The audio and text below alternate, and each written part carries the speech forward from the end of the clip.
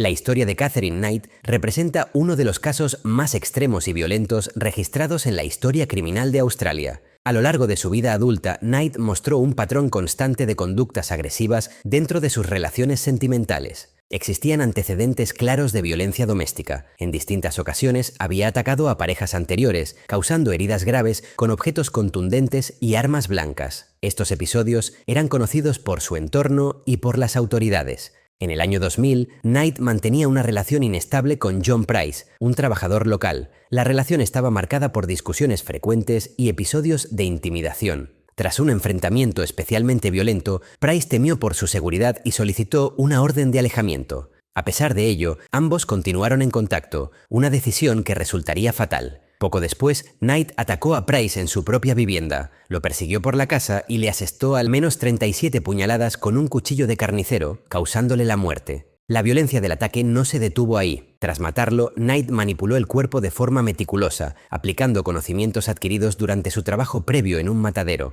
Este detalle resultó especialmente impactante para los investigadores. La escena descubierta por la policía fue descrita como una de las más perturbadoras jamás vistas en el país. Knight preparó partes del cuerpo y las dispuso como si fueran una comida, colocándolas en platos destinados a los hijos adultos de la víctima. El acto fue interpretado como un mensaje deliberado y profundamente intimidante. Tras los hechos, Knight intentó quitarse la vida ingiriendo una gran cantidad de pastillas, pero fue encontrada con vida y detenida en el lugar. Durante el juicio, la crudeza de las pruebas obligó a ofrecer apoyo psicológico a miembros del jurado y del tribunal. Finalmente, Katherine Knight fue declarada culpable y condenada a cadena perpetua sin posibilidad de libertad condicional. Fue la primera mujer en Australia en recibir esta pena, reflejo de la gravedad excepcional de su crimen.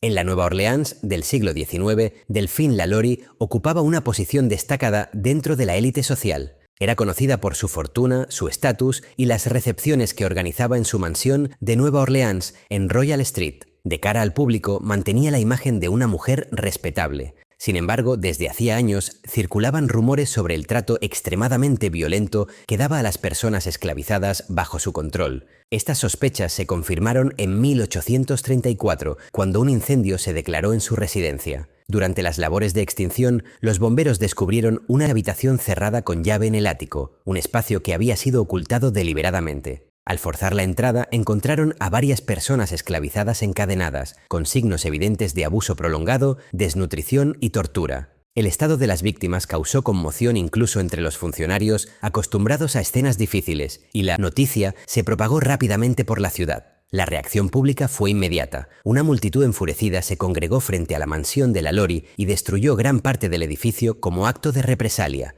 Las autoridades intervinieron, pero el daño ya estaba hecho. En medio del caos, Delphine Lalaurie logró huir junto a su familia. Abandonó la ciudad sin enfrentar un juicio formal y consiguió escapar del alcance de la justicia estadounidense. Tras su fuga, se perdió el rastro claro de su vida. La mayoría de las fuentes coinciden en que se estableció en París, donde habría muerto en 1849. Existen versiones que afirman que su cuerpo fue trasladado de vuelta a Nueva Orleans y enterrado en secreto, aunque no hay consenso sobre la ubicación exacta. Con el paso del tiempo, el caso de Delphine Lalaurie se convirtió en uno de los episodios más conocidos de violencia extrema vinculada a la esclavitud en Estados Unidos. Su antigua mansión pasó a formar parte del imaginario popular como un lugar asociado al horror, y su figura quedó como un ejemplo de cómo una posición social privilegiada pudo ocultar abusos sistemáticos y prolongados. Irma Grese fue una de las guardias más conocidas de los campos de concentración nazis y una de las figuras femeninas más asociadas a la violencia sistemática del Tercer Reich.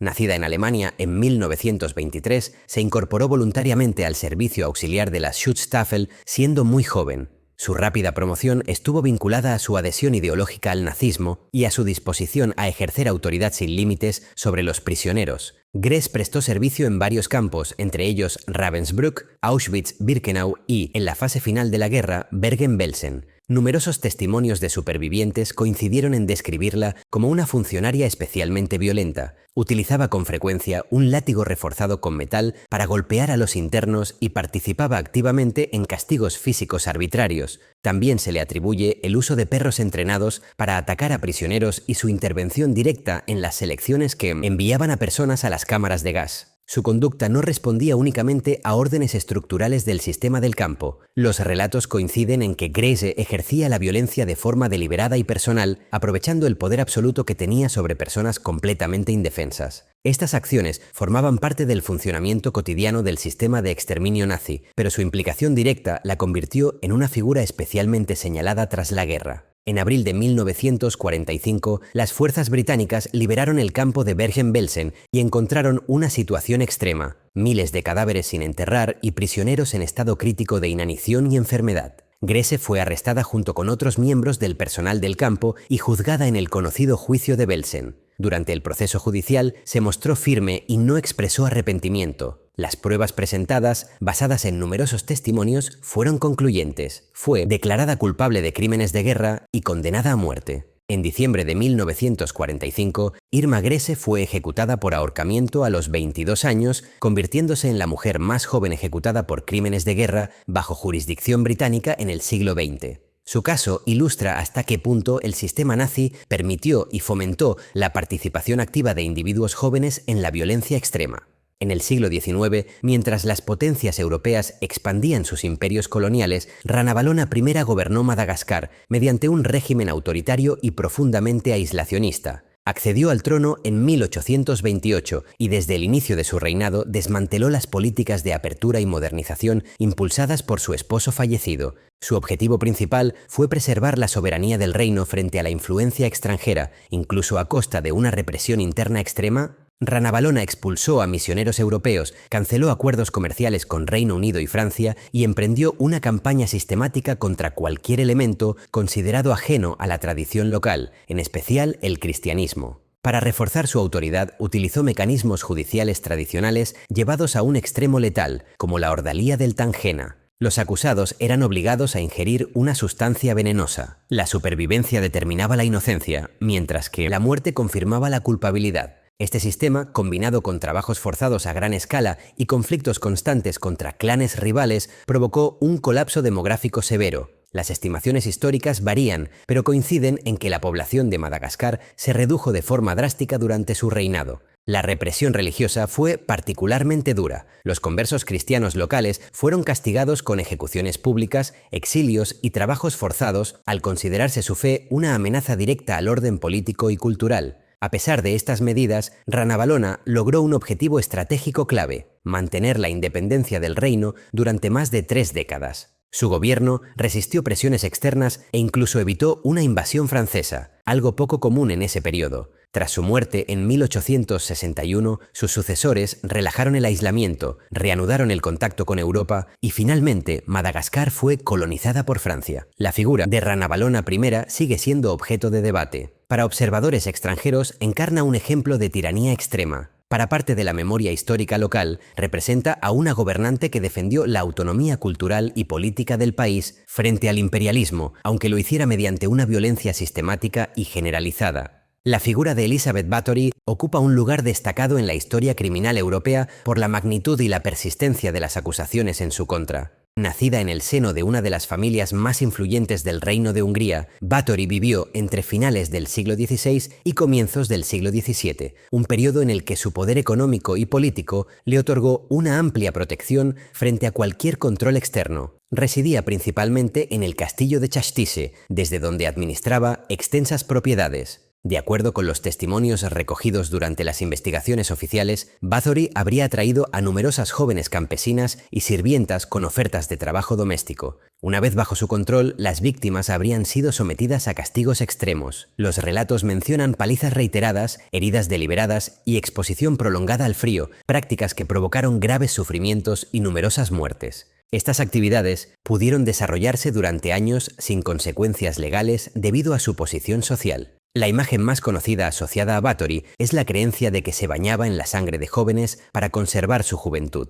La mayoría de los historiadores coinciden en que este elemento forma parte de una construcción legendaria posterior, aunque contribuyó de forma decisiva a su fama duradera. Lo que sí está documentado es que las sospechas aumentaron cuando las víctimas comenzaron a proceder de familias nobles menores, capaces de presionar a las autoridades. En 1610, representantes del poder real inspeccionaron sus propiedades y hallaron pruebas de abusos graves, así como personas aún con vida en condiciones extremas. Más de 300 testigos declararon contra ella y contra varios de sus colaboradores, que fueron juzgados y ejecutados. Bathory, sin embargo, nunca compareció ante un tribunal público. Fue recluida de por vida en su castillo, donde permaneció aislada hasta su muerte en 1614. Con el paso del tiempo, su caso se convirtió en un referente del abuso de poder aristocrático y en una de las historias más persistentes del folclore oscuro europeo.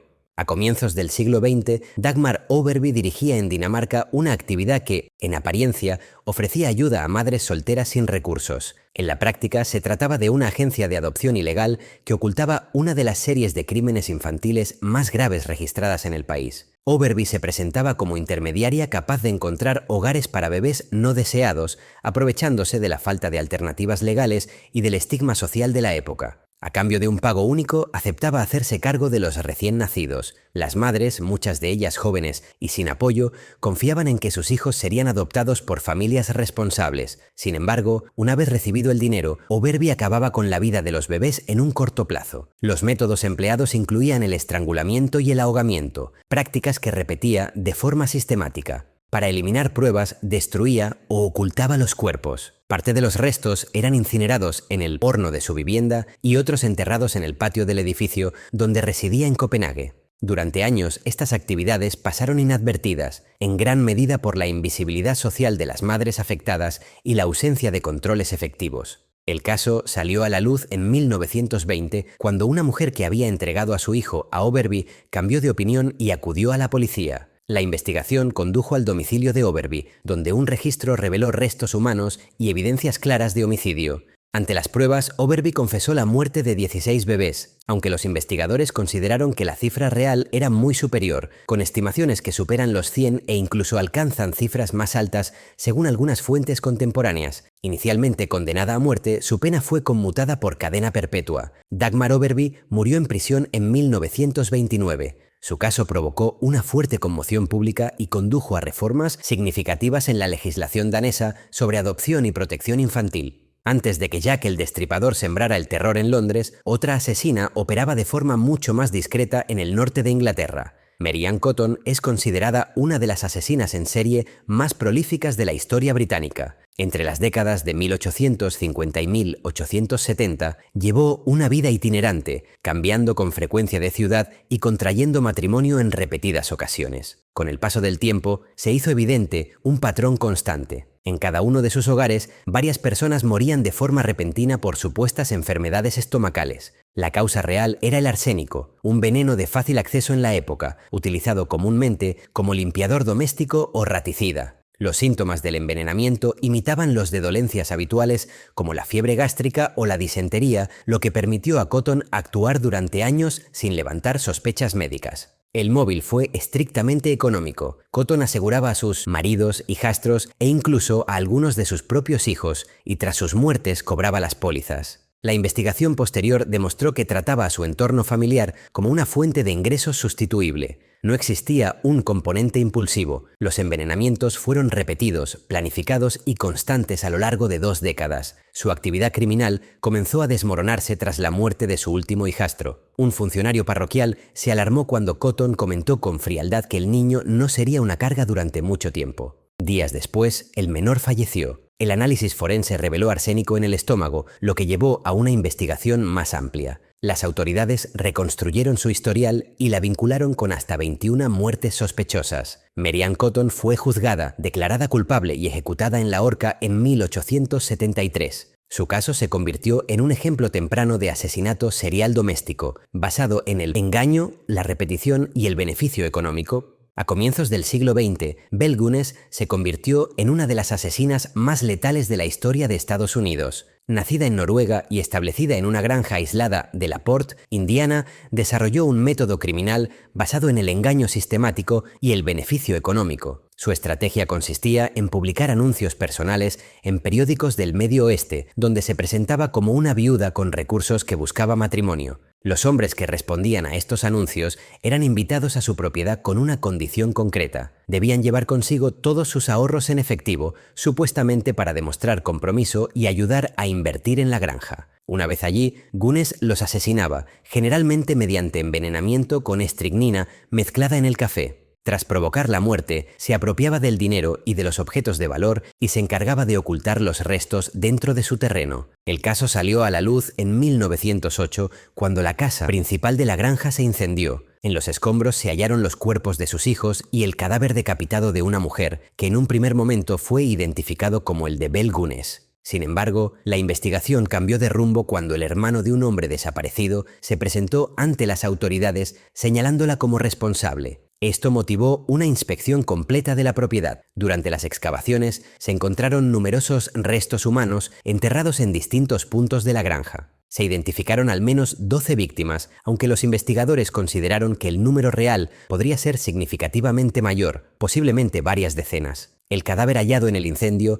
resultó no coincidir con las características físicas de Gunness, lo que impidió confirmar su muerte. Belle Gunness nunca fue localizada ni identificada oficialmente tras los hechos. La hipótesis más aceptada es que fingió su muerte y huyó con el dinero obtenido. Su caso sigue siendo uno de los ejemplos más extremos de asesinato serial motivado por lucro en la historia criminal estadounidense. En el Japón de la posguerra, marcado por la escasez, la pobreza y la falta de servicios sociales, se produjo uno de los casos criminales más graves del siglo XX, protagonizado por Miyuki Ishikawa, una mujer que ocupaba una posición de máxima responsabilidad y confianza. Ishikawa era una partera titulada y directora del Hospital de Maternidad Kotobuki en Tokio durante la década de 1940. En ese contexto histórico, muchos niños nacían en familias incapaces de mantenerlos. El aborto era ilegal y las opciones de adopción o asistencia estatal eran prácticamente inexistentes. Ishikawa afirmaría más tarde que su conducta respondía a una solución práctica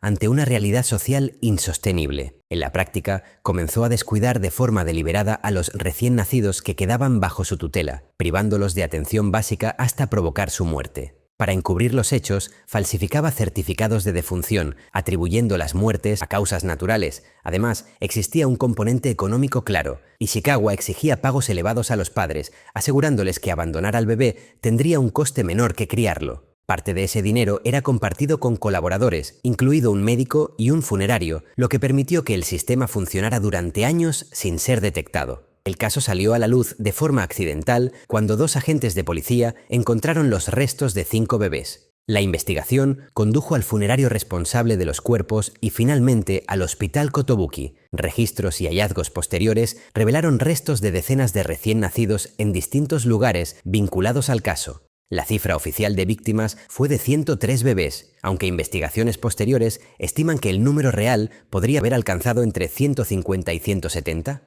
El escándalo provocó una fuerte conmoción pública y expuso las graves carencias sociales del Japón de posguerra. A pesar de la magnitud del crimen, Ishikawa fue condenada inicialmente a 8 años de prisión, pena que se redujo a 4 tras una apelación. Miyuki Ishikawa quedó registrada en la historia como un ejemplo extremo de abuso de poder médico y de una lógica utilitarista aplicada con consecuencias letales.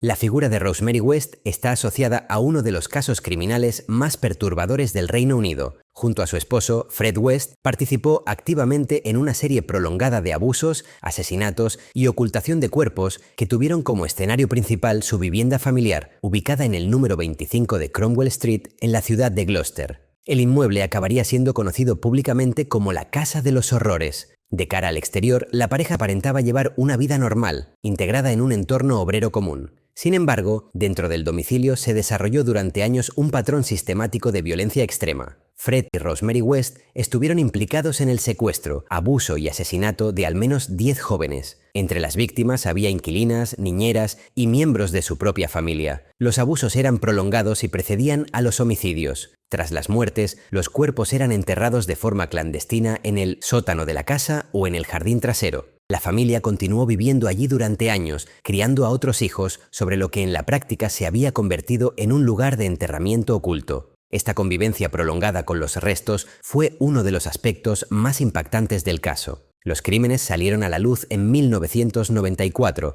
cuando la policía inició una investigación por la desaparición de Heather West, hija de la pareja. Declaraciones incoherentes y comentarios sospechosos de Fred West llevaron a obtener una orden judicial para registrar la vivienda. Las excavaciones revelaron restos humanos, confirmando la magnitud de los delitos. Ambos fueron arrestados, pero Fred West se suicidó en prisión antes de ser juzgado. Rosemary West fue procesada y, en 1995, declarada culpable de su participación directa en 10 asesinatos. Fue condenada a cadena perpetua. El caso sigue siendo un ejemplo extremo de criminalidad doméstica basada en la cooperación y la responsabilidad compartida.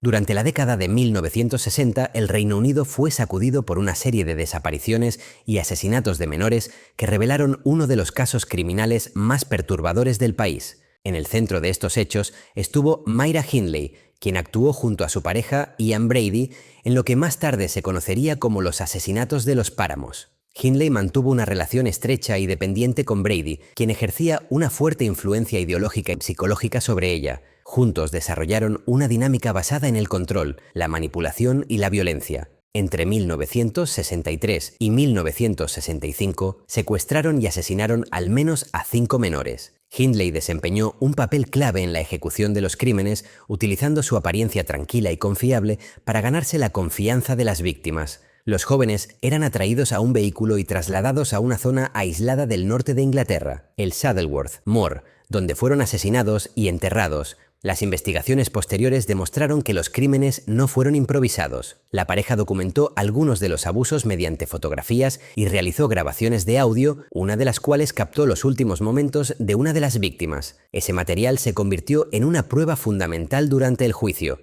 El caso salió a la luz cuando un familiar cercano de Hindley presenció un episodio incriminatorio y alertó a la policía. Las detenciones dieron lugar a un proceso judicial que causó un profundo impacto social y mediático. Tras las condenas, se inició una búsqueda prolongada para localizar los restos de las víctimas. Durante años, tanto Hindley como Brady se negaron a colaborar, lo que retrasó la recuperación de algunos cuerpos. Uno de ellos aún no ha sido localizado. Myra Hindley fue condenada a cadena perpetua. A lo largo de su encarcelamiento solicitó revisiones de condena y afirmó haberse rehabilitado, pero nunca obtuvo la libertad. Murió en prisión en 1902. Su caso se convirtió en un referente del debate sobre responsabilidad, complicidad y participación activa en crímenes graves, y su imagen pública quedó asociada de forma permanente a uno de los episodios más oscuros de la historia criminal británica. Entre las figuras femeninas más infames asociadas al sistema de campos de concentración nazis destaca Ilse Koch, esposa de Karl Otto Koch, comandante del campo de concentración de Buchenwald. Aunque Ilse Koch no ostentaba un cargo oficial dentro de la Schutzstaffel, ejerció una influencia significativa en la vida cotidiana del campo y se ganó una reputación de extrema crueldad entre los prisioneros. Diversos testimonios la describen recorriendo el recinto, en ocasiones a caballo, utilizando un látigo para golpear a los internos sin motivo aparente. Su comportamiento no respondía a funciones administrativas, sino a un uso arbitrario del poder, basado en el miedo y la humillación constante. Los supervivientes señalaron que Koch disfrutaba del control absoluto que tenía sobre personas completamente indefensas. Su nombre quedó especialmente marcado por las acusaciones relacionadas con objetos supuestamente fabricados a partir de piel humana. Según declaraciones recogidas tras la guerra, Koch habría seleccionado prisioneros con tatuajes visibles que posteriormente eran asesinados y cuya piel se utilizaba para confeccionar objetos. Aunque estas afirmaciones se convirtieron en uno de los símbolos más impactantes de la brutalidad nazi, la existencia y el origen exacto de dichos objetos siguen siendo motivo de debate entre historiadores, ya que no todas las pruebas materiales pudieron ser verificadas de forma concluyente. Cuando las fuerzas estadounidenses liberaron Buchenwald en 1945, encontraron un escenario de extrema deshumanización. Koch ya no se encontraba en el campo, pero su reputación hizo que fuera rápidamente identificada como una de las principales responsables de abusos. Fue arrestada y juzgada por un tribunal militar estadounidense. Aunque las acusaciones más sensacionalistas atrajeron gran atención mediática, su condena se basó principalmente en pruebas sólidas de malos tratos sistemáticos y violencia contra los prisioneros. Inicialmente fue sentenciada a cadena perpetua, pero una posterior reducción de pena generó una fuerte reacción pública. Como consecuencia, fue nuevamente procesada por un tribunal de Alemania Occidental que la condenó otra vez a prisión perpetua. Ilse Koch se suicidó en la cárcel en 1967. Su figura permanece asociada a uno de los ejemplos más extremos de sadismo individual dentro del aparato represivo nazi, representando cómo el poder absoluto, incluso sin rango formal, pudo ejercerse con una brutalidad sistemática. Si te ha resultado impactante conocer a algunas de las mujeres más crueles y perturbadoras de la historia, suscríbete y activa la campanita para no perderte más vídeos como este.